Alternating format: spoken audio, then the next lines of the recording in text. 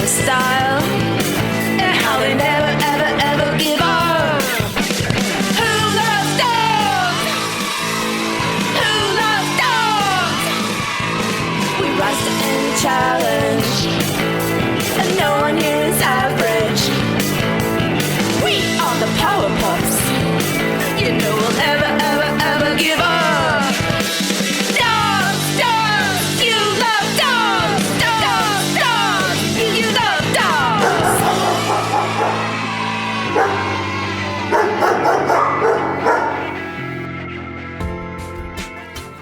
Hello, faithful listeners, and thank you for joining us for episode 3 of season 1 of The Adventures of Power Dog in Dogland.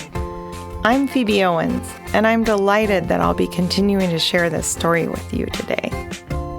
You may remember in our last episode that Power Dog, his parents, his best friend Taffy, and President Bernie Sandals had traveled in President Sandals' official business copter all the way from the capital city of Dogland, Lictopolis, out across Dogland's lone but vast ocean to the mysterious island of Meowie.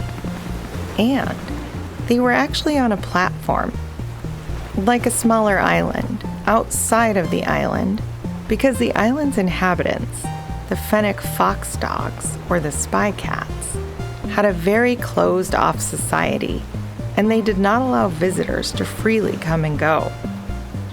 And we'll pick back up with them in just a little bit.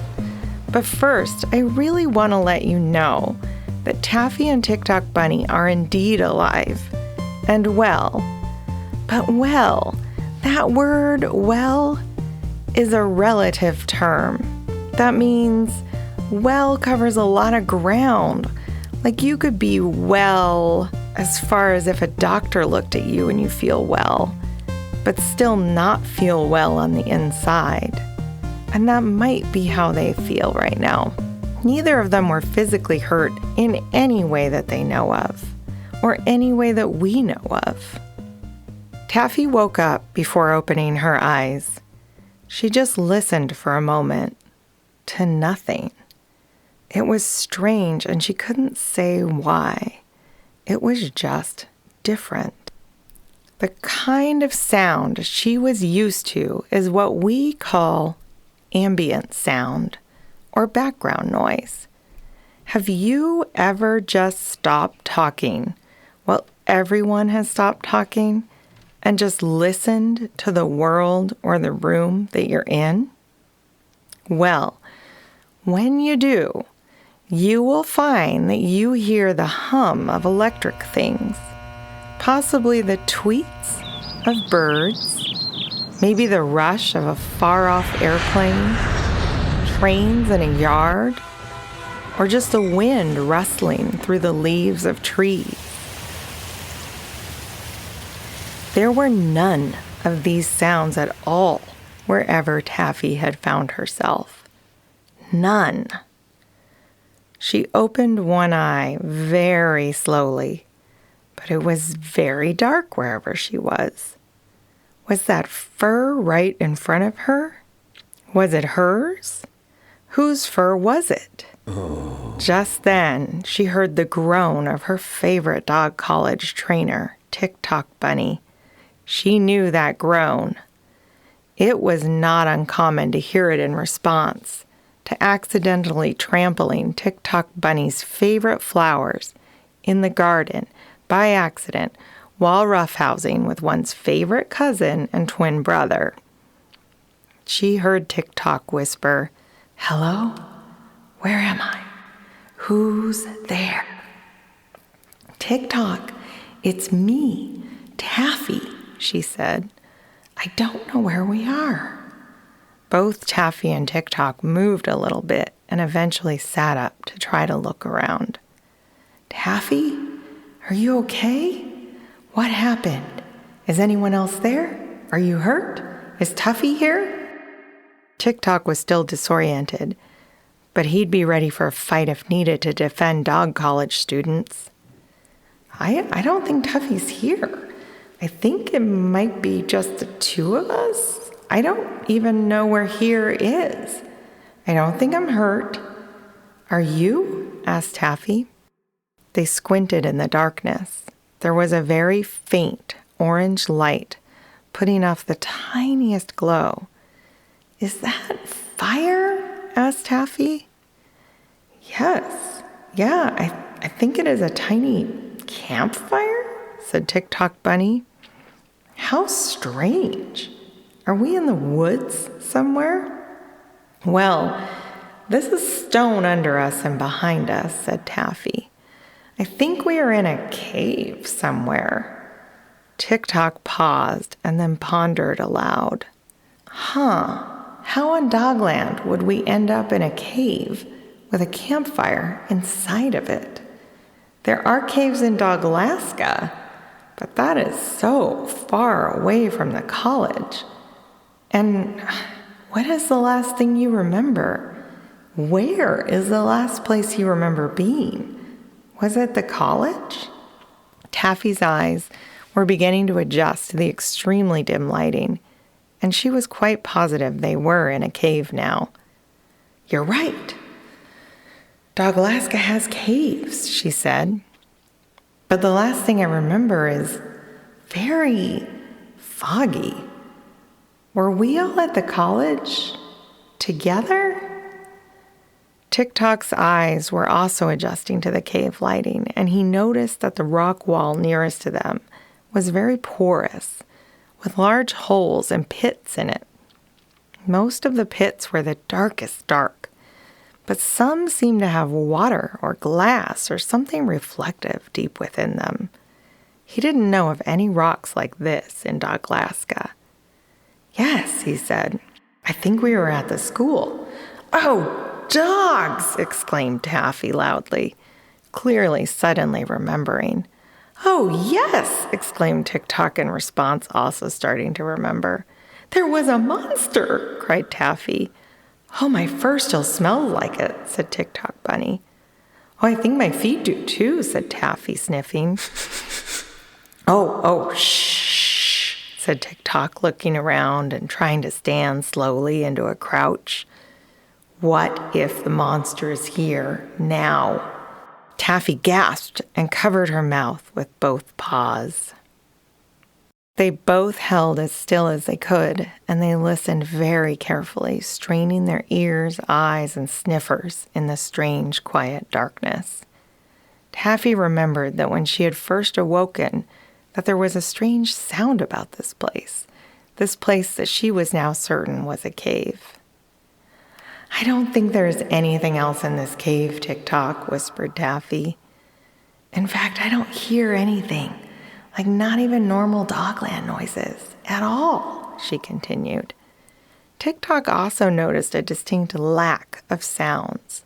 No birds, no trees rustling in the breeze, no anything rustling in the breeze, no water dripping in the cave, no little bugs or other critters scrambling across the ground, and most importantly, no Dogland hum. For you see, on Dogland, there is the most gentle, soothing hum. It's the sound of all of the animals and plants and things that are a little bit animal and a little bit plant living in harmony together. This lack of that hum was indeed the strangest. Tick-Tock remembered that on some of his interplanetary journeys, parts of space had been quiet like this. There are parts of space that are such a vacuum that there are no molecules to carry sound to the ears of living creatures. Although, it should be said that also out in space, electromagnetic vibrations exist and can be mapped as sound. These electromagnetic vibrations pulsate in different wavelengths and can be recorded by special equipment, both on Dogland and actually here on Earth. Tick-Tock remembered that there was a class just for translating all of the sounds, rather the vibrations, in space, into sound back at the College of the Dog Arts. One of Power Dog's favorite things to do was to mix space sounds into beautiful music. It was really one of his powers, a creative power. Well, this reminded Tock that he desperately wanted to be home, and he wanted to get his student Taffy home too. He wanted to know if Power Dog, Tuffy, and the rest of the individuals at the college and in his life were okay. "It's true, Taffy," Tock whispered. "It's eerily quiet, and I do not think we are in Doglaska. But together we can figure this out." Just as Taffy was about to respond, they finally heard a sound. Really a set of sounds. And it was scary, because they could still not see what they heard. And what they heard, fairly unmistakably heard, were huge, thumping footsteps. To make matters worse, they both got a faint whiff of the one familiar smell they most did not want to smell, that of the monster.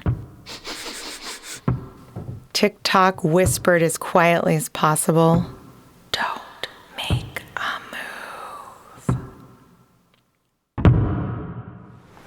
Meanwhile, at this exact time, back at the Meowie Communications platform, Power Dog, his parents, his best friend Tuffy, and President Bernie Sandals were appealing to the two Fennec leaders, Chondro and Maxrow.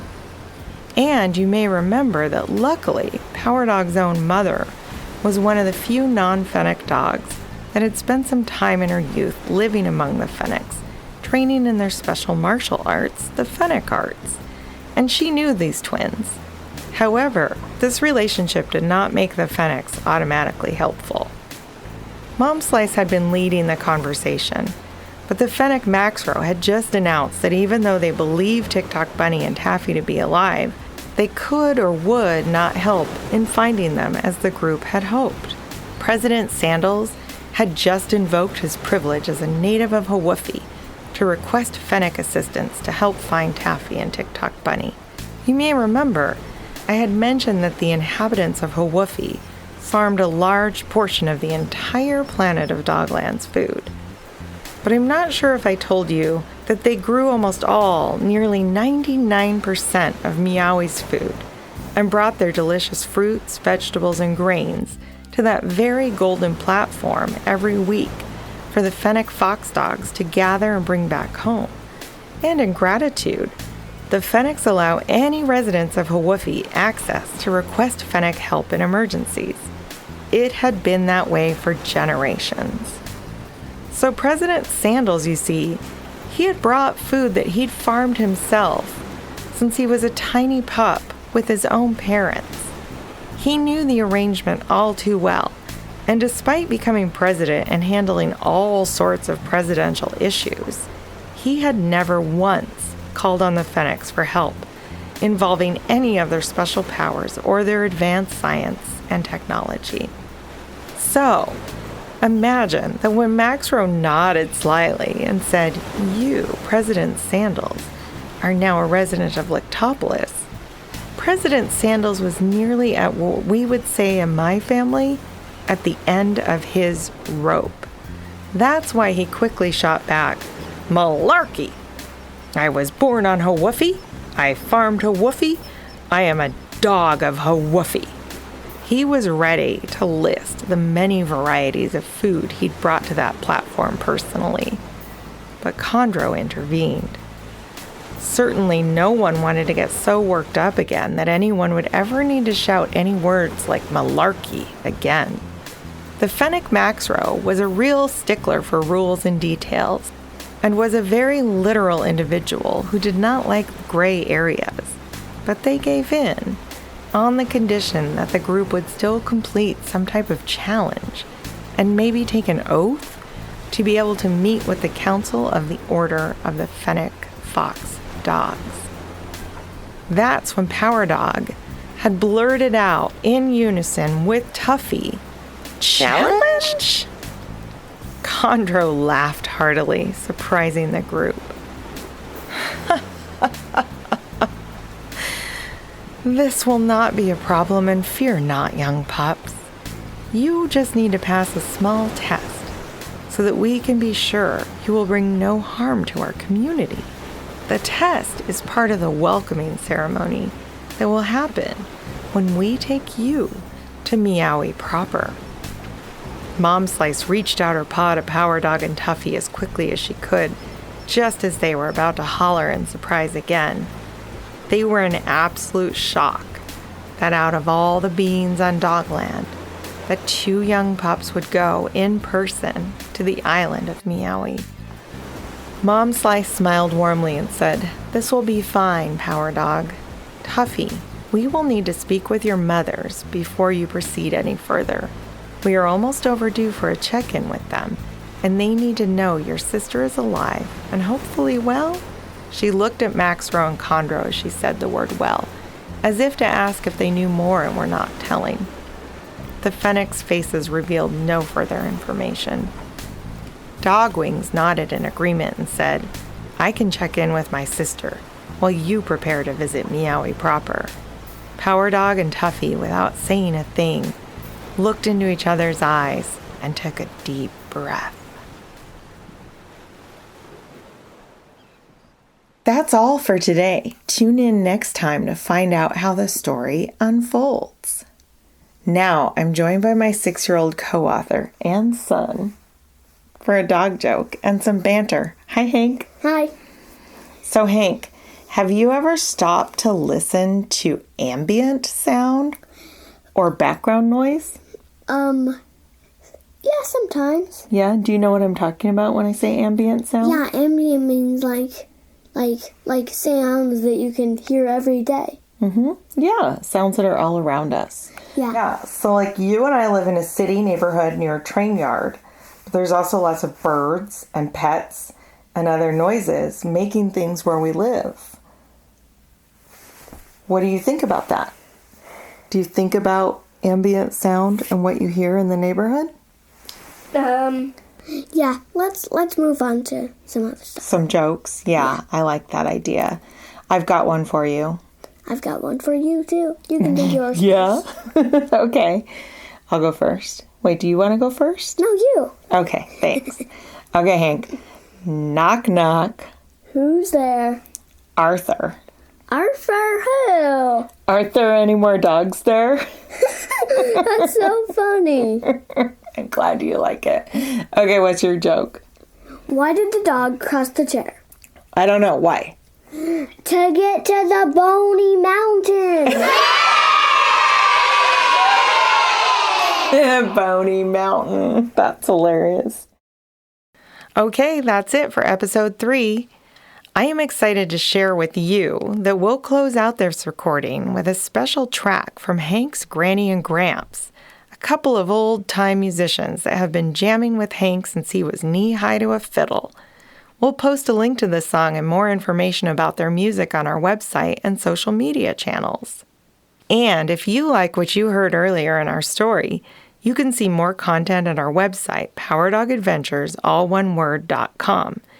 There you can sign up for our infrequently emailed newsletter and also submit any good dog jokes. As you can tell, we need them, and we'll be forever grateful if you feel like telling your friends about the show.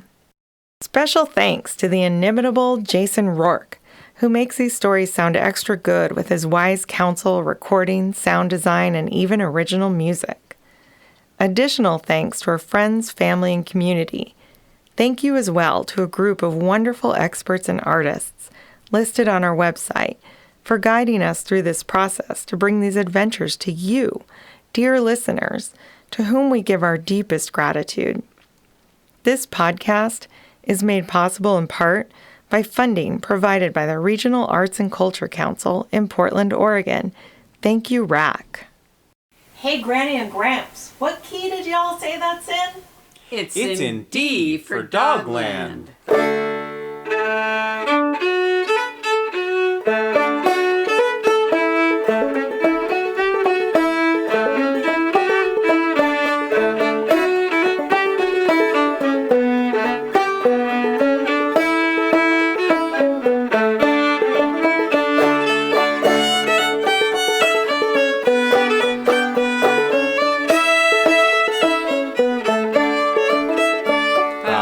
dog, he won't give up. Power dog, he won't give up. Chases problems till they're done. Power dog, he won't give up. When we're chasing danger and we're riding across the seas, sure he's right there leading us up, barking with the seals.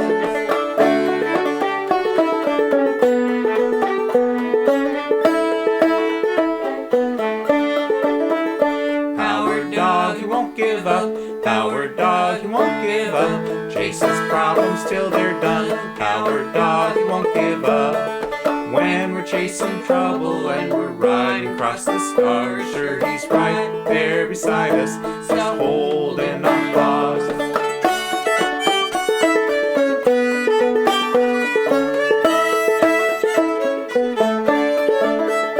Power dog, he won't give up.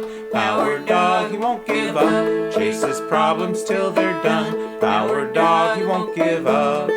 When we're chasing trouble and we're zooming through the stars, sure he's right there beside us, just a zapping near and far.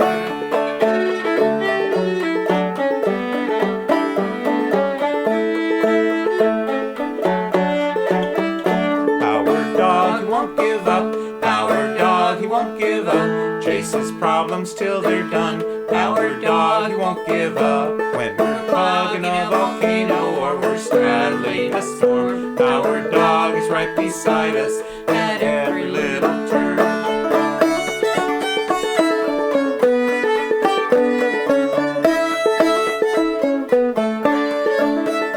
Power dog, he won't give up. Power dog, he won't give up. Chases problems till they're done. Power dog, he won't give up. At night Hispanic foxes, in the days as platypuses. We herd 'em up and whoop 'em down. Our dog's right beside us.